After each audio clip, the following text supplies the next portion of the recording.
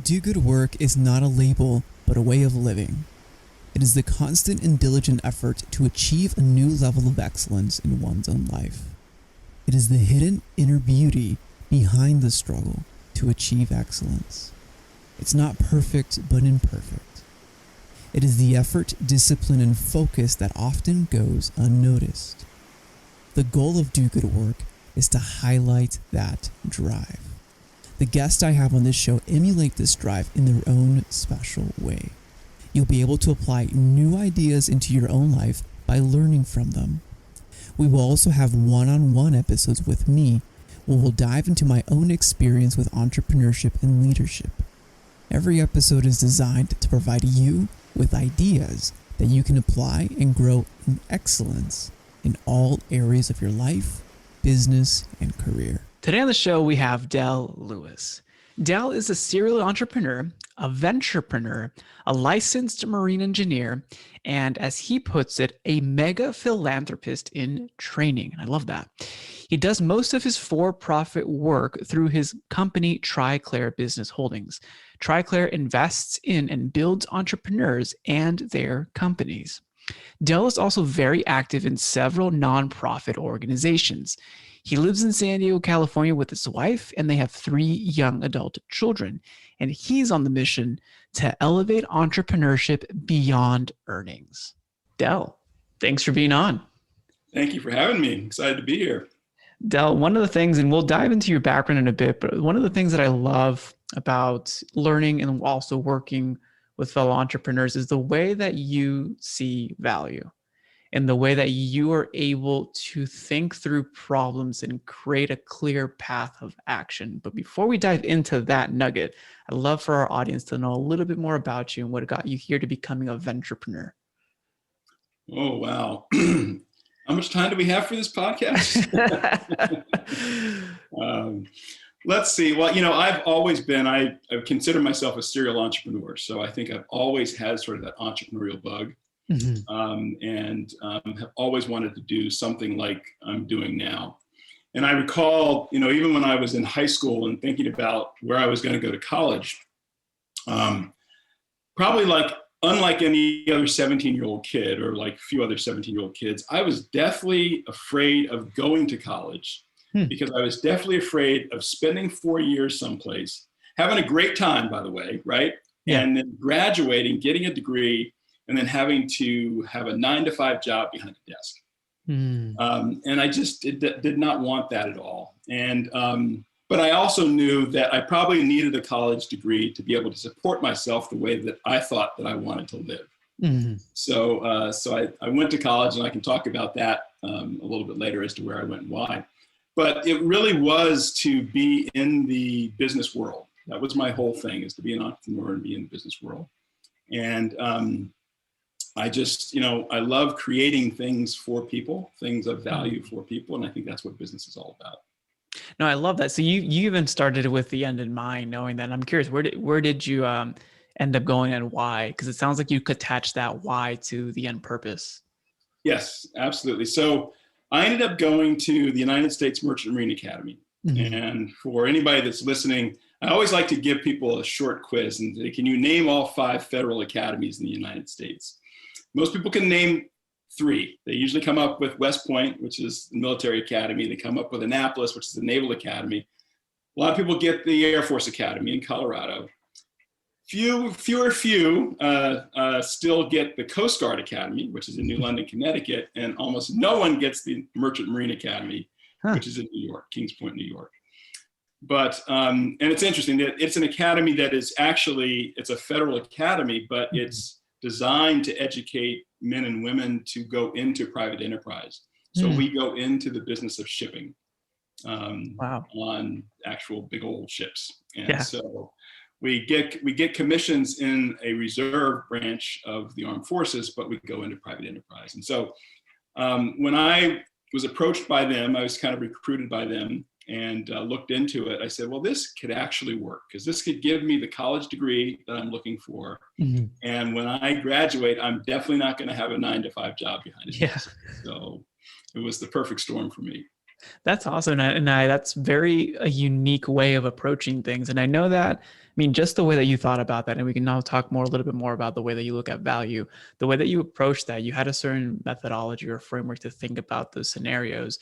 And I know that in part, it could be a gift or a talent that you've inherently had, but you've been practicing it over and over again. And I'd like to walk through when you're looking at situations or ideas, because I know that you look at ideas and see what's the next best action for that idea. But when you're looking at ideas, you're looking at situations, you're looking at problems, what are some of the frameworks that you run through mentally to be able to identify that key action item or that key piece of information to actually move forward?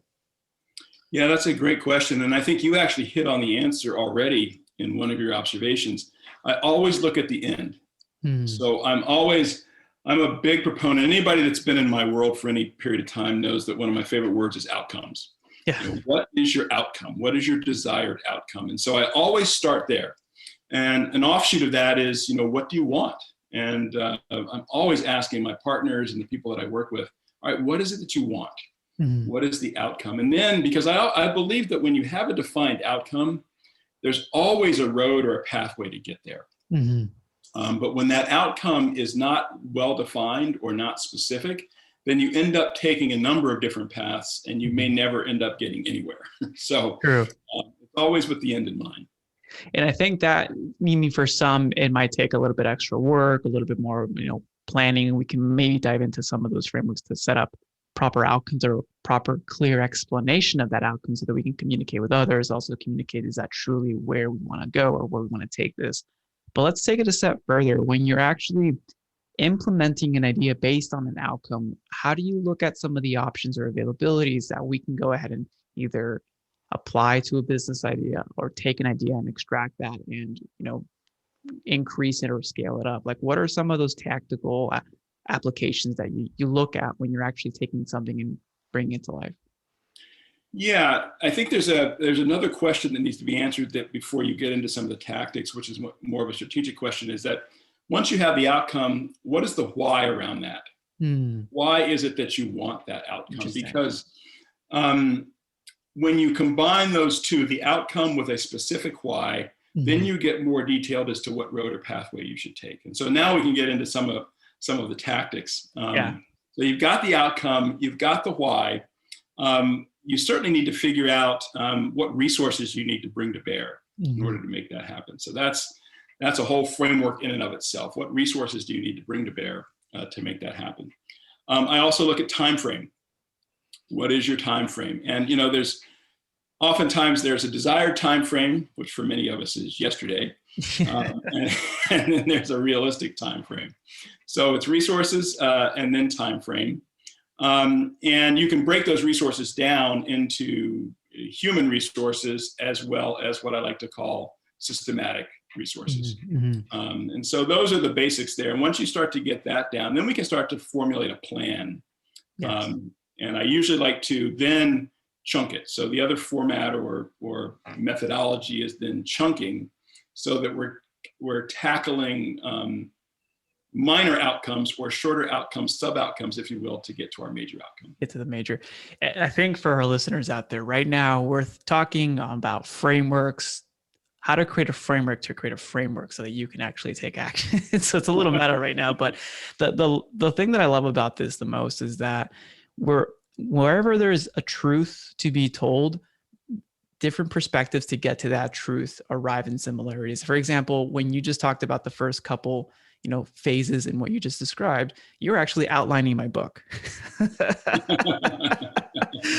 So I love that, but I want to go a little deeper because you mentioned something interesting before we got on the call, and then something when we do to set up the podcast is that action leads to traction. So I want to talk about that, but then you also added a third component, leads to attraction. And I love to understand what you mean by that. Yeah. So for everybody out there, I know you're just listening to us, but try to picture in your head first the word action, ACTION. So you've got that, because that is the foundation. And it really actually is the decision to take an action, which is sort of the pre-foundation to that action foundation. So you've made the decision to take some action. And I usually like to say there are sort of rote actions and there are inspired actions. And I believe that we all should be taking the inspired actions because that's where the truth is. The truth to where you want to go. What action do you feel inspired to take based upon your outcome and the reason why you want it? But action is the first piece. And then if you add tools and resources to the action, so tools starting with T, R starting with resources. So now you have a visual of the word action in your mind. I want you to put TR in front of it, tools and resources. When you put TR in front of action, you get traction. So it's the effective use of your tools and your resources so that you can start to gain traction. And traction is really that critical phase, where things are, they're building and they're expanding. And it's a result of the decision and the action that you take and applying those effective tools and those resources. And then, now you've got this visual of the word traction, TRACTION. Now I want you to add two other letters to it. I want you to add automation and time. So A and T. So to that word, we're going to add AT to traction. If you put that together, now you get attraction. ATTRACTION. And it's really attraction. When you think about it, all of our desired outcomes, in one way or another, I believe, manifest themselves or show up as a form of attraction. And it's when you can add that automation and that time to your action and to your tools and resources, that's the state where things seem to be effortless and you are moving in the direction that you want to go and you're able to scale. So attraction is really the end game, but it all starts with action and you add traction to it.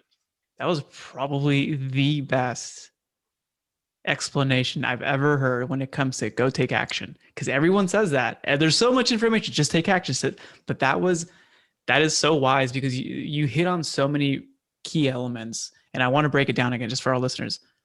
Action, tools, resources, automation, and time. Exactly.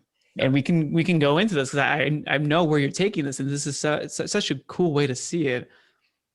But with the actions that you're taking, so you're creating forward momentum, you're creating like a cadence or so whatever momentum you're doing, and when you add those resources or tools or time or extraction of time that you have hiring others, have other people doing things for you, or have machines doing things for you, there's almost this velocity that you develop, especially as time goes on, but making sure that you're going in the right direction, which is why it's so critical, like we discussed earlier, the clarity where you're going.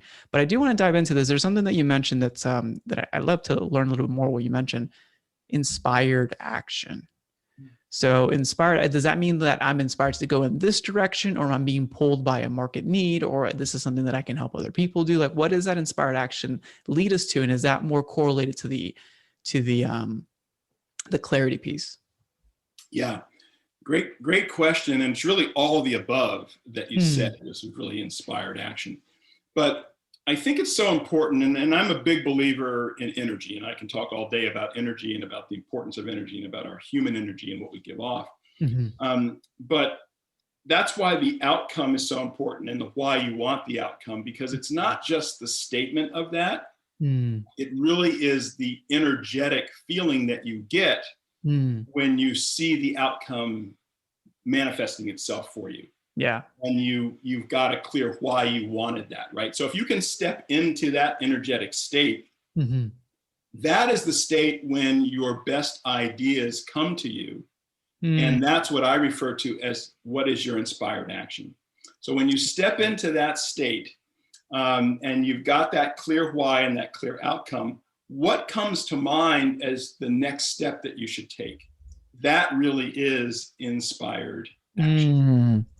Because it's almost setting up that framework for your mind to think that way as well, right? And like Absolutely. that's where, like, oh, that's where my subconscious now sprouted that idea. I know that happened to me last night, running with my dog out of nowhere, right? Yep. No, I love that. Yeah. The thing is, though, I mean, and this is something that you've also discussed, and I'd love to get your insight in it. There's so much information right now. Like we're not in the lack of information. Thankfully we can learn almost anything at any given time. at any given topic. And for a small price, if it's $20, or if you want to pay for a course, $100, you can get a world-class education almost for free. Now, with all that information, that we're still stunted when it comes to taking the right actions to get a desired outcome. How do you help entrepreneurs be able to look at the vast field of opportunity and being able to hone in based on, the inspired actions or the inspired outcome, and why? Yeah. Such a profound question in so many ways, Raul. And I have a saying that's sort of a mantra that I have, that I run my business by. It's a belief that I have, and it's that way too many entrepreneurs are feasting on information, yet starving for results. I believe it, and I see it. Yeah, and because you're absolutely right. There's, in this day and age, I mean, with a few clicks of keystrokes or swipe of a mouse, you can get almost any answer to almost any question. Yeah. And you can also be immersed in training and teaching and information. And we really get overloaded. And I think there's so many entrepreneurs out there that are paralyzed by that. So they're not taking action. In fact, I have a program which it's called Q&A, but it stands for questions and actions, not questions and answers, right? I love that. People have great questions, but what are the actions that one needs to take as a result of that? So, and it ties in beautifully, because that's when inspired action really comes in. It's like, where you want to go, why you want to get there. What step do you believe that you need to take next? And you may not know how to do that next step, but that's when information can come in to fuel that missing piece. So in other words, it's not, let me take this micro course that's going to be 3 weeks long where I understand how to do X, Y, Z as it relates to marketing or finance or whatever, and then ultimately never take any action or do anything with it. It's understanding, what is my inspired action? Oh, my next inspired action is that I should write a blog post. Well, I don't know how to write a blog post because I don't have a blog. So now you can go get that specific information. What is a blog? How do I write a blog post? Then you take that action. So I like to use information sequentially as it's needed. Yeah, and that's even a great way of putting it. Like, when I read books, I read them now because I need to read that information or consume that information. And my gosh, I think I'm about to be on my 8th book, and it's already January 22nd this month alone, right? But the thing that I love about this and how you approach things is you're taking something that's really, really complex when it comes to almost common sayings like take action or only read what you need, but you're able to have a framework of thought of how to logically arrive to that conclusion. And this can serve us really well as business owners and entrepreneurs. Like, when you're reaching that next level of growth, or you're looking for another extension partner, or you're looking to create a new product in a new marketplace, these frameworks are so adaptable that they can apply to as small as writing a blog post to as large as expanding to a new market. And that's why I think this is extremely valuable when we start looking at this from a frameworks, thinking. Now, I'm really curious, because it sounds like this isn't just by accident. It's obviously intentional. What are some of the daily habits that you suggest, or even weekly, for entrepreneurs, leaders, business owners to actually instill, maybe it's 15 minutes, maybe it's an hour, into their life to be able to run some of these frameworks through their mind, or just go through some of the process? If it's a daily, it's a weekly, but what are some of the habits that you see become useful?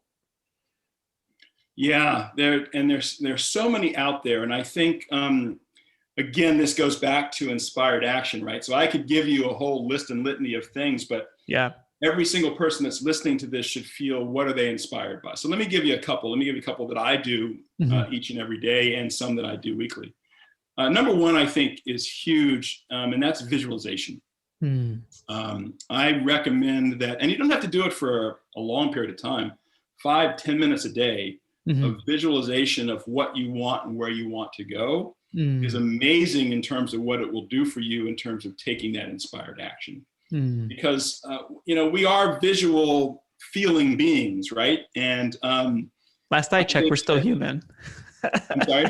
Last I checked, we're still human, right? Yes, exactly. Exactly.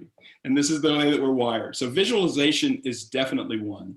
The other is some form of planning. And we're all different, and we all think differently, and we all act differently, and our brains work differently. But some form of planning so that you can figure out what should logically be the next step that you should take. And then you can even get inspired around that, right? So you can say, well, I think these are the 3 logical next steps to take. Which one do I feel inspired to take next? And then that narrows it down for you. But one of the things that I do is weekly, I plan weekly. So Sunday just happens to be my day, but there's nothing magical about Sunday.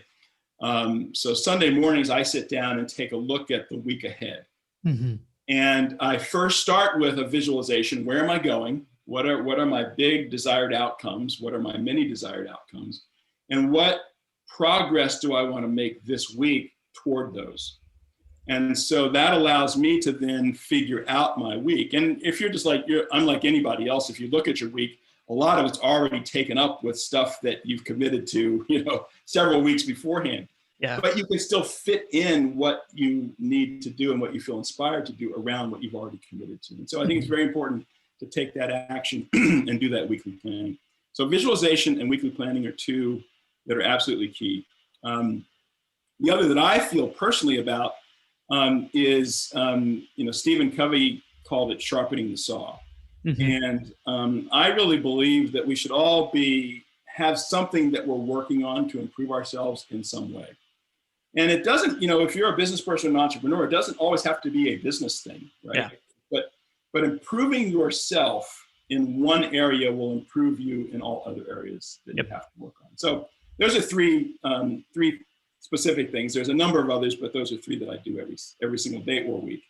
Oh, I love that. And this is living with intention, because when you look at your calendar, you know why you're doing what you're doing. You've set time aside to focus on that particular action or habit, what have you. And then also you're looking at how I can improve. And that's, coming into this new year, I know I started like a new challenge, like this hard 75 workout challenge, right? The whole purpose of that, why those programs work, or it's a free program, but why those things work, it's because you're focusing on one thing to be intentional about and become better. And that steeps over with relationships, with the way that you approach your work, with your discipline, whatever it is. But that is so true. And I'm a huge Covey fan when it comes to this. So no, I love that. Del, I think for everyone listening today, where is the best place for listeners to want to thank you for this episode, as well as reach out to you, learn more about you? Oh, I would say I've got several websites, but the one I think would probably be best for them would be just my dellewis.com. So it's just DELLEWIS.com.